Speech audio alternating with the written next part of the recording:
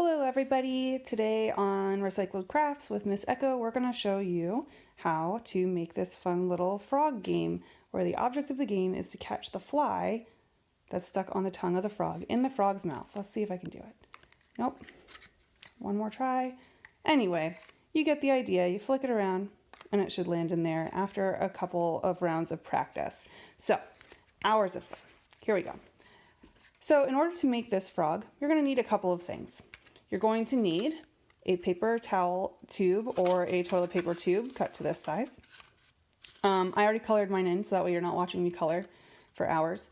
You will need string or floss, like we mentioned in the last video. You'll need scissors, some tin foil, tape or a stapler, and I'll show you how to use both. And you'll need crayons. So the way that we're going to make this today, first what you're going to do, and as always, parents or adults, please use provide supervision for small children who are going to be attempting this craft because we will be cutting and using a stapler. So we don't want anyone to get hurt. So first what you're going to do is you're going to take your paper towel tube or toilet paper roll and you're going to color it whatever color you want it to be.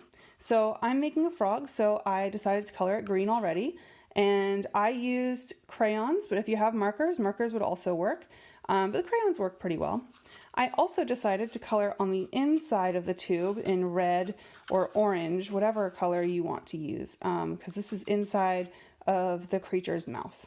So now what we're going to do is we're going to cut this down to 2/3 the size. So that means that you can see these three separate sections. Here is 1, 2, 3. And so we're going to try to get about 1/3 off of there.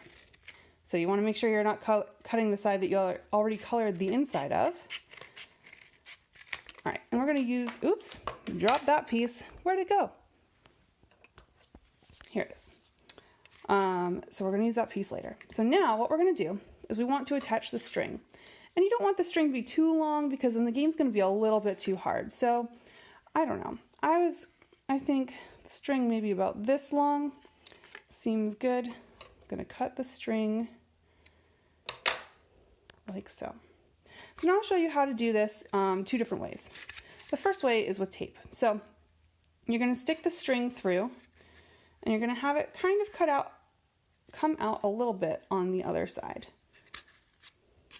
So what you can do is you get some tape and then you just tape the string so that way it stays. So see how the tape is over top of the string? You're going to fold it around and then the string doesn't go anywhere. It's nice and tight and you can still see the string on the other side. The other way to do this is with a stapler, and that is the slightly trickier way. I like the stapler just because I feel very secure with it, but you don't have to use a stapler. You can use tape, and you can also use tape to seal all of this up. So in order to do this with a stapler, you have to line up where you see the string, and then you do it on the very edge of the stapler.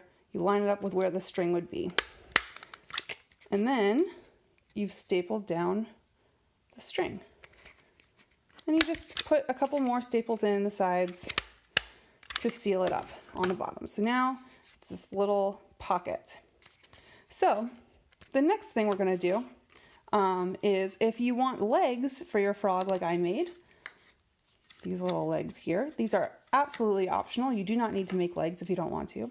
What you do is with the other third that you cut off before, you just fold it down so it's really, really flat.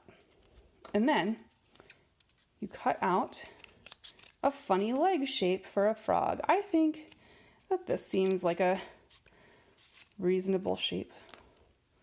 So see how I have one? But now when I fold it open, I have two identical legs.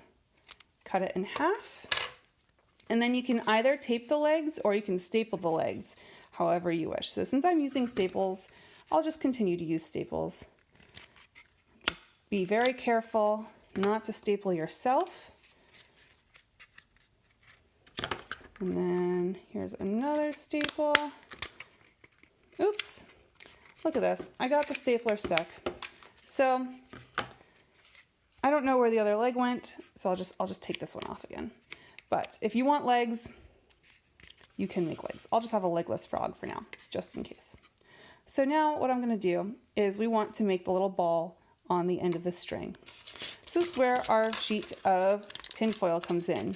We're gonna pinch it in the middle until it looks like a really silly bow tie. And then you're going to tie a knot. Ooh, that's loud. You're gonna tie a knot around the tiniest part of the tinfoil bow tie that we just made. Ta-da, a knot. And then to hide this, you're just gonna start crumpling up the tinfoil. See if you can make it as small and as dense as possible. Just be careful because tinfoil, when you crunch it, can get kind of sharp. So you might need an adult to help you with this, but I believe you're strong.